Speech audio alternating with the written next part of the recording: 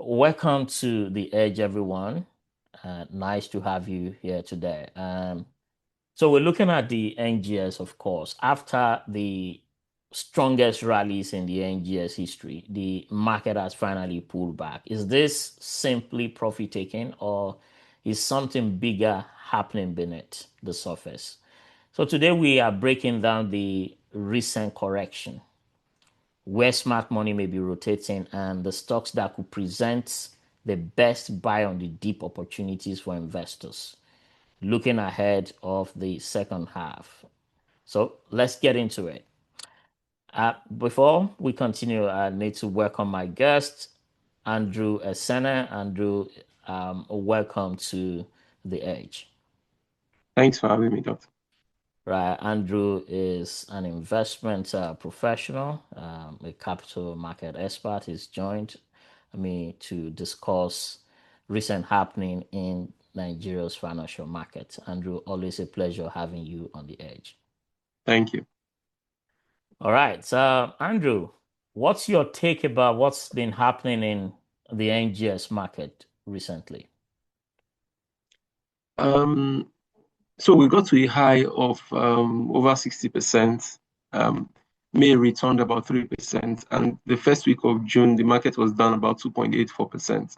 And I think it's just a temporal pullback, a normal market correction after the highs, the rally that we have seen over time. So it's not I don't think it's the beginning of a reversal. It's just a temporal pullback, likely due to profit taking, and other factors that will come into play. But it's not really something that should cause investors to start panicking at this time.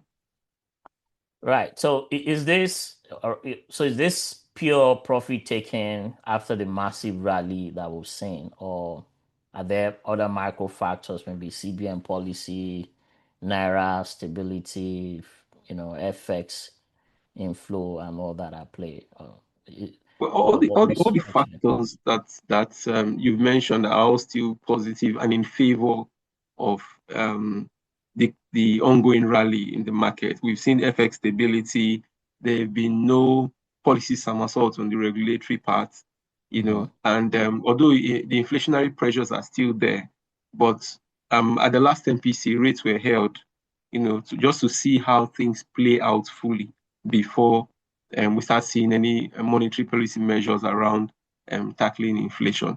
So I would say the macros are still in place, and even further, they are mainly in favor of a continuous market rise. So this was really just a healthy correction in the market.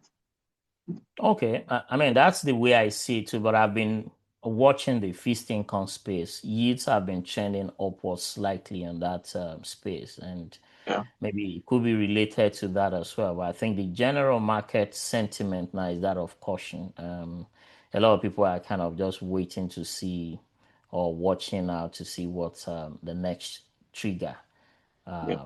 would be. Okay. All right, so let's look at the bigger picture now. After that sharp drop, and you alluded to it, just some form of profit taken in banking stocks, especially post the recapitalization. So where are you seeing capital rotating right now? Which sectors appear most resilient or attractive in this high interest rate environment?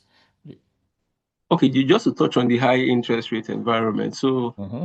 um, part of the profit taking could be that investors want to lock in profits that they have made over the last 6 months, about 6%. And if you even extend that to a 12-month period, the market has Yeah. actually returned about 112.3%. So that is some profit that the investors would want to cash in on and then take Sorry, advantage of the high take that yields. again. Sorry, take that again.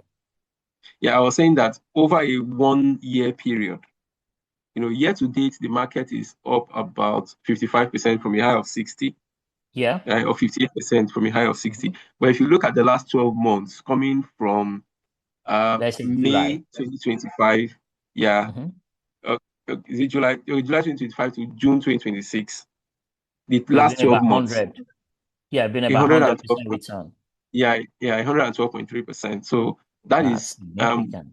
profit that one would want to actually lock in and then Yeah. um, pack it in the safe fixed income and money market instruments where you are still getting double digit yields as well. So it's the profit taking finds a safe place even in the fixed income market. So it's what investors are known to do, and that's what we believe they've done. Yeah. So where do you, besides the fixed income space, are there other sectors that you think smart money is more rotating to? Yeah. So if we look at the even the mild profit taking from last week at Friday's close, the market lost about 0.47%. But we also saw that the dip we had seen in selected names actually found a floor. So the likes of Okay. MTN had dipped to about 763 levels. On Friday, it closed at 775. Dangote cement was still trading at 1,180. Aradel dipped, lost 10%. But for a lot of them, we are seeing that floor come up. So the we may say that there is a rotation out of the banking sector into industrials, oil and gas, and then selected consumer goods. So for the industrials, you have your Dangote cement, you have your Boa cement, you have WAPCO, which also closed positive, and then for the oil and gas space, Seplat and Aradel. Though Aradel lost 10%, that's 10%. largely as a result of the delay that has been experienced in the release of their results. We've seen almost two um, rescheduling of the release of that result, and that is um, causing some anxiety, amongst investors. While some of them would still choose to hold that position until the release of the numbers, which are expected to be good. Others would just feel, okay, let me just take my profits, in the interim, and then wait. If it goes lower, then maybe I can come in. Now, some others will just let me even just wait and see the results and see, if I'll go back in after the release of the results. So the industrial goods space, the oil and gas sector, and then selected consumer goods are where we are seeing a rotation into those particular names in those sectors. Yeah, let's get practical, Andrew. So which like 4 to 5 names do you think I mean 4 to 5 names on the NGX now that you see strong buy opportunities? Okay, not investment advice, but just to Yeah, shine obviously, the light like on key sure. names. Mm-hmm. So we saw GTCO trade as low as 133.80, and the next day it closed at 135. Although on Friday it dropped again marginally. So we are seeing interest in GTCO, Zenith, Dangote Cement, um, maybe Boa Cement at some levels, and then outside the banking and industrial goods space in the oil and gas space, there is some interest in Seplat, although um, we've seen some drop in the share price, but we are seeing accumulation, even at those low levels because Seplat is a unique play in the Nigerian market. It's an integrated oil and gas company, and then they have quarterly dividend rewards, Dividends, that are yeah. given to shareholders. And for those I who mean can prove USD, right? capital importation, they get it in USD. So it is the closest thing you have to an income stock. In your market, in the US market, you have companies that pay dividends on a monthly basis. The closest thing Mm-hmm. we have to that is Seplat currently in our market, which pays Okay. its dividends on a quarterly basis. So those particular names, GTB, Zenith, Dangote Cement, Boa, Seplat, and to some extent Aradel, depending on how the result is, are key names that we believe investors are keenly watching at this time. And I agree with you. Those are the usual suspects. And Yeah. even when markets dip, you expect that those ones are going to be able to recover sharply from Mm. whatever those that they might have tested. Yeah, that makes sense.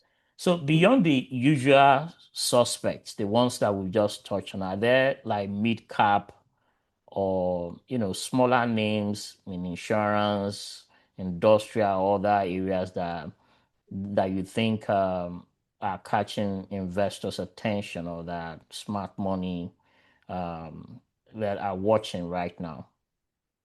Well, the involvement of smart money in mid-cap stocks is really limited because of the Okay. liquidity Okay. that is in that space. But if we are just looking at investors generally and Mm-hmm. mid-cap stocks that they would want to participate in, we've seen the rise of TIP, the Initiate PLC, which is an oil and gas sector waste management company. That Okay. company has gone from a low of 9 naira to almost 30 naira, in recent times. So we've seen a lot Wow. of interest in that Mm-hmm. space. We also around mid-sized banks, the likes of Fidelity, FCMB, Sterling Bank. We've seen some, and there's been this interplay with the shares of Sterling Bank, and we currently see it at 795. But they are investors, traders that have been trading it, in and out. Even Fidelity Bank, we see it got to a low of 20 naira and then closed at 2070. So the focus of investors in those mid cap that the mid cap space is just to buy, accumulate at particular levels. And when we see an appreciation, they are quick to get out because they don't want to get stuck in it because most institutional investors are focused on the tier one peers and not those mid cap. So the likes of TIP PLC, Fidelity Bank, FCMB, mid cap stocks, especially in that's the oil and gas and then the banking space. Eternal Oil also presents some opportunity. It presents an opportunity because investors will be looking at it plays in the oil and gas space. We've seen higher international crude oil prices, Yeah. which should favor But them. that's But coming down now, right? yeah, yeah, The yeah. prices. Although with what we are seeing with the geopolitical tensions between US and Iran, um, the US keeps pushing out the narrative that they are coming to an agreement, but the Iranian front is saying that that narrative is not true. We know why the White House is pushing that narrative, in Yeah. order to bring international crude oil prices down and then manage tensions at home. But it's down today, it's up tomorrow. One statement takes it either way. So we just watch and see. Yeah. But Andrew, when you see this huge volume, huge cross trades, I think we saw a lot of them on Friday. What does that usually signify in the market? Well, it's institutional buying, right? Okay. And it's well, it apart from the volume of the trade, it's also good to watch at what price that trade was consummated. So if it's higher than the the trading price, if it took the price higher, then we know that there was more buying interest than there Okay. was the intention to sell. So it's institutional trades, and at the end of the day, some of them are reported as directors' dealings, right? So Oh, at the end of the day, it's either directors or related parties are taking related party position or transactions. exiting their position. But if we see the direction The of travel price for the levels. prices, then we Hmm. would know exactly if there is some bullish interest in that particular counter. All right. Let's have some, risk and some balanced view on this now. So are there some key risks that you think investors should watch? Maybe inflation trend, FX volatility. You already started talking about global oil prices. How Mm. do you balance the incredible long-term bull case that we've seen for the NGS with this short-term volatility that we're currently seeing now? Okay. Straight up, it would pay investors more if they do not pay as much attention as they do to short-term volatilities. Okay. They are just bumps on the way to the final destination, which is the long-term capital appreciation, dividend payments, and the rest. But we still need to analyze them, right? But Yeah, so sure. the factors that investors should continue to look at are inflationary pressures.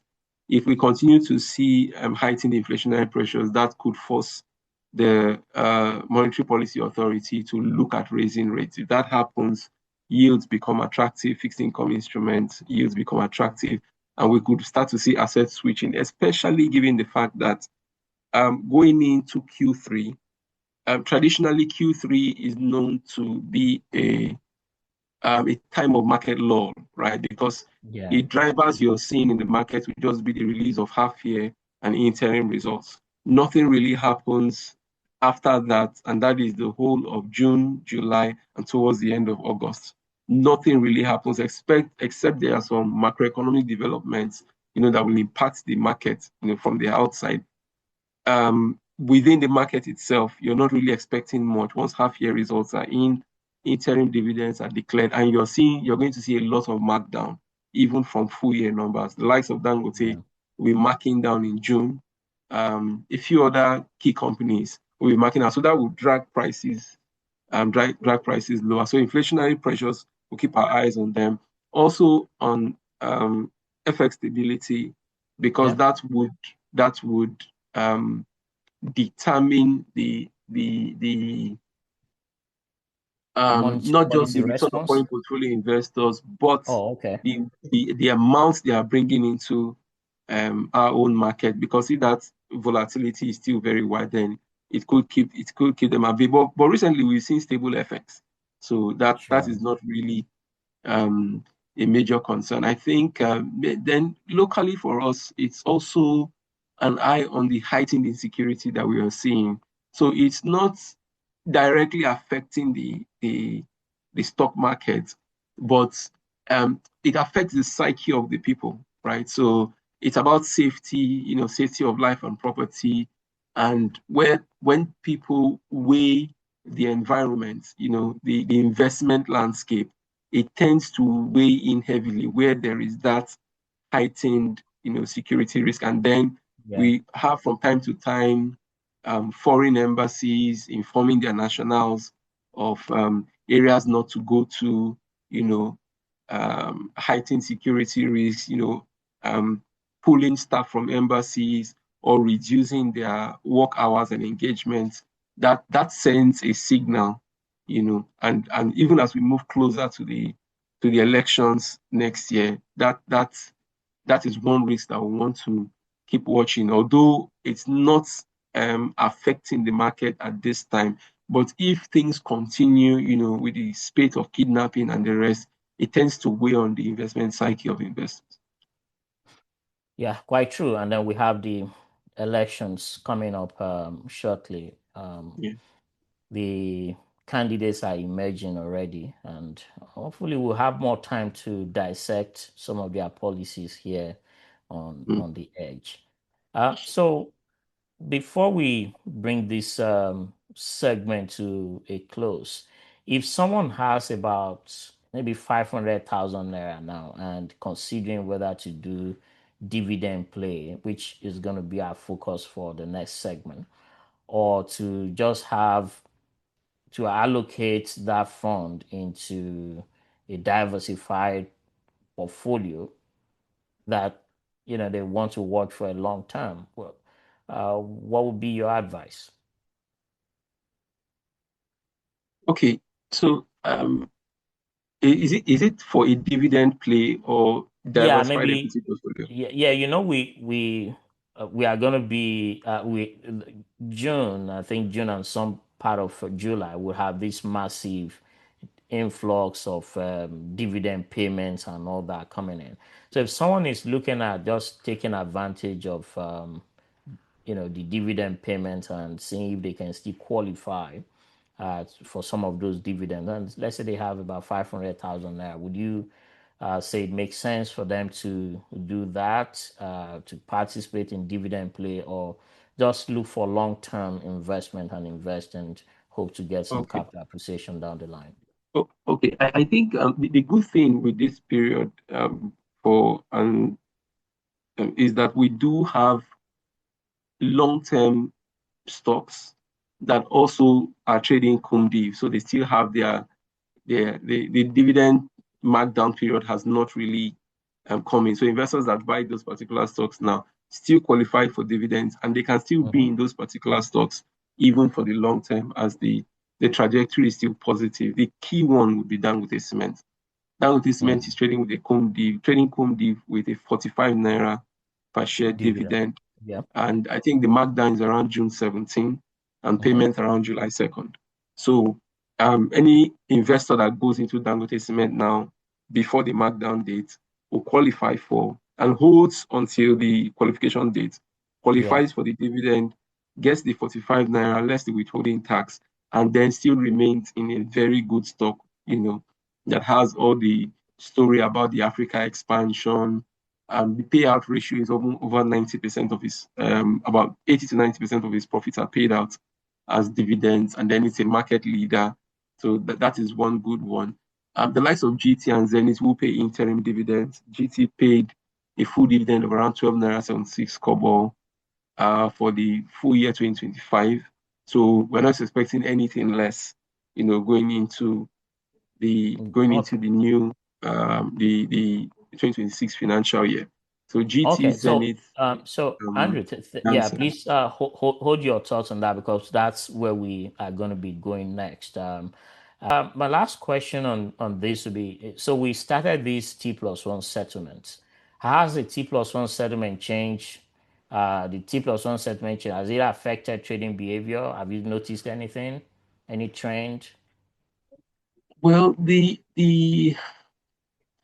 trend we've noticed. So theoretically, it's supposed to be good.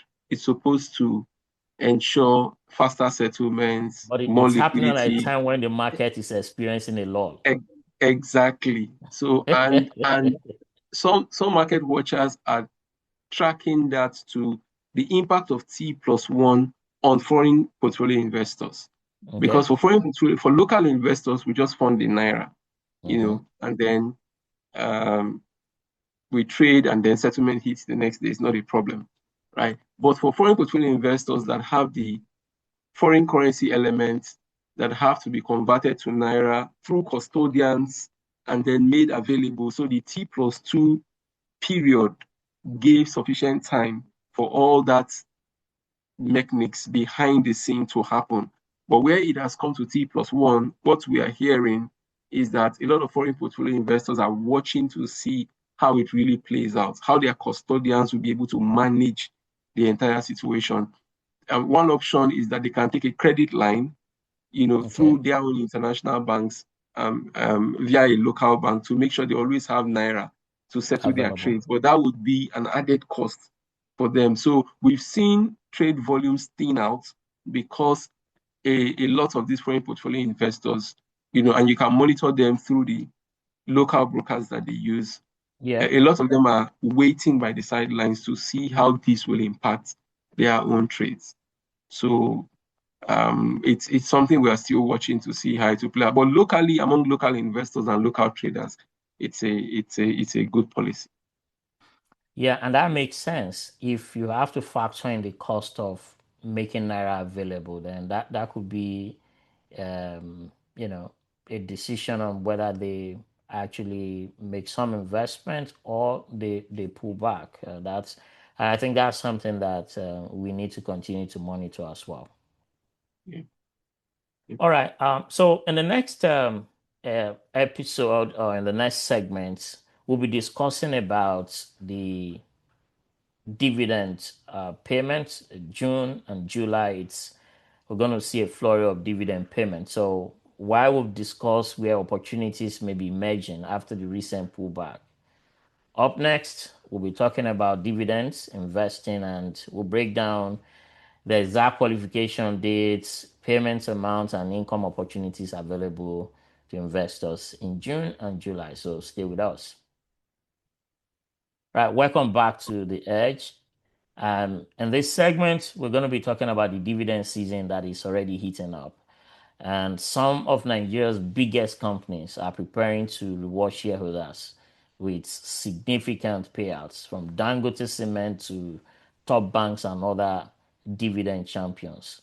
We'll discuss qualification dates, yield income strategies, and the stocks that could help investors build a stronger dividend portfolio in 2026. So let's dive in. And I'm still being joined by Andrew Esena. Andrew Esena is a capital market expert, and he's joined me to review the opportunities in the NGX. Andrew, good to still have you on the edge. Yeah, thank you, Dot. All right, so let's talk about the dividend season because this is really an interesting period. So dividend season is heating up, as I mentioned, and with several big companies closing their registers soon. So can you walk us through the biggest dividend announcements right now, or including the amounts, qualification dates, and payment timelines, and which ones stand out for retail investors at this time? Okay, the biggest in the block is again the Dangote Cement, 45 naira per share Mm-hmm. dividend. The yield is currently at 3.81%, and Dangote closed at, well, Dangote Cement shares closed at 1,180, but it's actually available for lower than that. It's just that we've not seen the required volume of trade to bring the price To lower. bring So it. investors Okay. can actually get it lower than that and even enjoy a higher yield than 3.81%. So the markdown date is June 17 and Mm-hmm. payment date is around 2nd of July. We also have UACN. The UACN is still trading cum div, meaning that it's um, investors that participate, that buy the stocks before the markdown date, get to enjoy the dividend. There's a 1 naira dividend, and the markdown date will be on the 11th of June. So Okay. investors who buy these shares of UACN will get to benefit from the dividend of 1 naira. Julius Berger is also trading Kumdi. Oh, sorry, that has been marked down already. Then we Okay. have Ikeja Hotel and E-Transact, more fringe players, but the main guy on the block is Dangote Cement and UACN. That makes sense. So let's look at are there. So I think you mentioned Dangote, you mentioned UAC. Um, which other one did you mention there? Dangote UACN, there's E-Transact, but the Yeah, the e-transact. yields are pretty low. Are there other ones coming up in July that you want to talk about? Yes, I think Airtel. Okay. I'm not sure when the markdown for Airtel would be. So if I just pull up a schedule here, okay. Well, Ikeja Hotel and E-Transact are coming up in July. Okay. Then let me see. Those are the ones. Those are the ones I have that are coming up in July. Airtel is In also June. coming up in June. 4 cents thereabouts. Qualification date of 17th of June and payment 24th of July. Okay. Yeah, So you have at least about four or five names there that you can still qualify for their dividends in the next 1 month.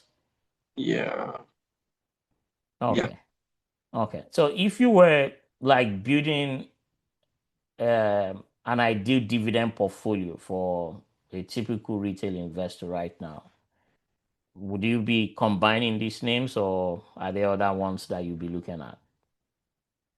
Okay, well, if the focus is income, right? Yes. I mean, just income, that's that's it. Yeah. So if the focus is income, I would not even be looking at these dividends. I'll be Oh, looking okay. at um money market instruments and fixed income instruments because those ones will give me guaranteed periodic returns, and the returns will be higher than what I'm getting in the equities market. So take for instance the federal government savings bond. It's so we have the coupon at 14-13% for the 2 and 3 year notes, and that is paid quarterly. So that's a Quarterly, yeah. 14% return quarterly. There's no stock in the market now that has a 14% dividend yield, you know. And because it's dividend, it's subject to the approval of the board. But for fixed income instruments, you will get paid because that's the nature of the instrument. So Yeah, and if we've it, not it, it actually was talked more about that because I think it closed, was it yesterday or thereabouts? yeah, closed yesterday. Yeah, It closed yesterday. Okay, but yeah. that's also another opportunity that investors might Exactly for periodic income. return. So so if that's the focus, investors should look at that. But if they want an equity portfolio that gives them, dividend income and compounded annual growth, and then gives them the exposure to capital appreciation Yeah, as well, then a mix of, I would say, Dangote Cement again, because it's still trading cum div. GTCO is expected to give a good interim dividend. The likes of MTN also expected to give a good interim dividend, interim and final dividend for the full year 2025. So GTCO, MTN, Zenith, Dangote Cement are stocks that would make my equity portfolio if I was looking at the dividend side. And then, of course, Seplat because of the dollar component and then the quarterly dividend payments.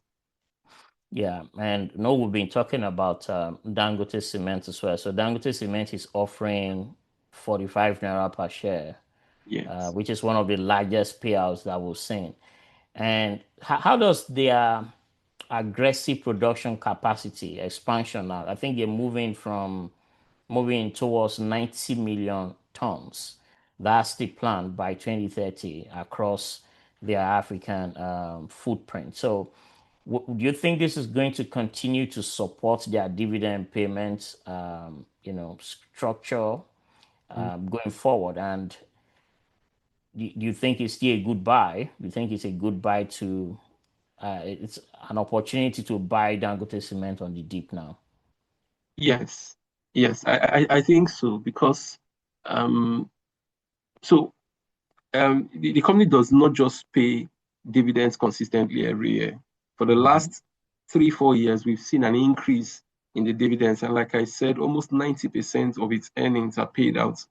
As Is paid dividend. out as dividends. So we've seen that dividend growth over time, and it is expected to continue because the infrastructure deficit we have, not just in Nigeria but in Africa, serves as a tailwind to Dangote Cement. That infrastructure exposure Hmm. positions it as a market leader to always to dominate that space, so to say, and control a large share, a very large share of that market. So um, the company increasing its capacity, capacity utilization, market share, it all goes down to at the end of the day the earnings and then the dividend rewards to shareholders. So given that there is a large space to fill, and this is the major player in that sector, Hmm. it goes without saying that all the way it's positive for investors because as their earnings grow, the dividend payout will continue to grow. The actual dividend amount paid out as dividends will also paid out as dividend to shareholders will also grow. So it's a all things being equal, it's still a good stock to hold, even given the fact that they are currently expanding. And they are doing this on the back of the fact that there was a share repurchase plan. So they reduce the number of shares outstanding and they are growing the revenues. So whoever still That's has good. the shares, fewer shares are available to be serviced, but you will now have a larger revenue. So which is good for the investors. All right. Are there factors that you think might limit some of these companies that we've talked about that might limit the opportunities to sustain these dividend payments going forward? Two factors readily come to mind. One would be inflationary pressures. If we see high borrowing cost, higher cost of production, that will Mhm. increase their OPEX and then reduce the bottom line that they get to share with their investors. That is one concern. And then the um, heightened insecurity that we are facing. If Yeah. we get to a level where it begins to affect the distribution network of these companies and certain areas and no-go areas because of insecurity, that could also affect the revenues that they generate. So these are limits to what we see, what at the end of the day will come to shareholders in terms of profitability. Another one to highlight would be regulatory risks. If the regulators come up with, like what we saw in the banking sector, where Yeah. there was a windfall tax for the FX gains that were made. If we see any regulatory incursion into their revenues, that could also impact, significantly limit their ability to pay dividends to shareholders. Oh, beautiful. So let's begin to wind down now. Looking at some practical tips that you might provide for investors. How do you think they can register for e-dividends now to avoid the delay? I think that's the end thing now. You need to register uh, for e-dividends. I mean, gone were those days when you have to receive them by mail or something. And should they buy before the qualification date or just wait? Where because you talked about third quarter being a time when the market is going to even experience a lull. Should they be waiting to that period, or they can begin to cherry pick as uh, the opportunities present themselves? Yeah, I think they can begin to cherry pick. The only um, guidance on that would be that, except your positioning for dividends, where the dividend you get is dependent on the volume of stocks that you hold, right? It would be best to phase entry into these particular names in the market that you want to hold for medium to long term. So for retail investors, get the e-dividend registration, and it's something it's a one-off, right? Mhm. Once that registration is done, you can go on, even open other stockbroking accounts, buy shares, and your existing information will be transferred. You know, um, gone are the days where we had to fill forms, have specimen signatures sent to the registrars. You know, if where investors complain of not getting dividends, and then you get a specimen form, sign a share transfer form, sign the specimen signature, and send to those days are gone.